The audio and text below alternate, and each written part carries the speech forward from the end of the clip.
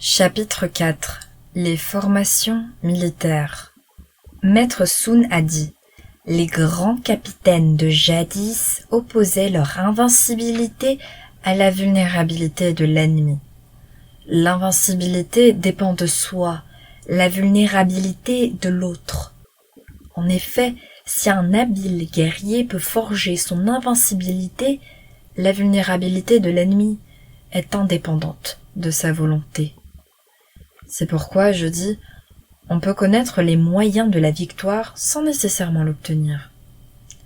On assure son invulnérabilité par la défensive. On profite de la vulnérabilité de l'ennemi par l'offensive. Faute de force suffisante, on se défend pour n'attaquer que lorsqu'elles sont en excédent.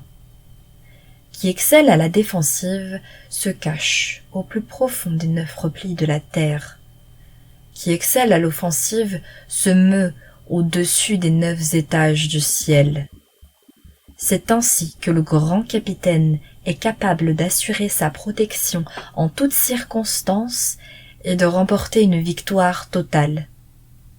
Des victoires manifestes qui ne dépassent pas l'entendement humain ne dénotent pas la suprême excellence. Triompher au combat et mériter les applaudissements de la foule, ce n'est pas l'art suprême. On ne prouve pas sa force en soulevant une plume de canard. Qui voit le soleil et la lune n'a pas nécessairement la vue perçante. Qui entend le grondement du tonnerre n'a pas nécessairement l'ouïe fine. Autrefois, on considérait comme habiles ceux qui savaient vaincre sans péril. Ils ne bénéficiaient ni de la réputation des sages, ni de la gloire des preux. Avec eux, pas de combat douteux.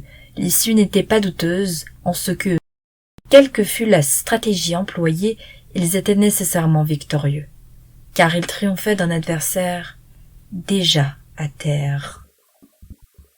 Le grand chef de guerre se tient toujours à l'abri de la défaite, tout en ne laissant jamais passer l'occasion de la victoire. Une armée est victorieuse si elle cherche à vaincre avant de combattre. Elle est vaincue si elle cherche à combattre avant de vaincre. L'expert en stratégie, cultivant le principe et attentif aux lois, est le dispensateur de la victoire et de la défaite. L'analyse stratégique comprend les superficies, les quantités, les effectifs, la balance des forces et la supériorité. Du territoire dépendent les superficies. Les superficies conditionnent les quantités, les effectifs, la balance des forces, la supériorité. Une armée victorieuse est comme un poids d'une livre face à une once.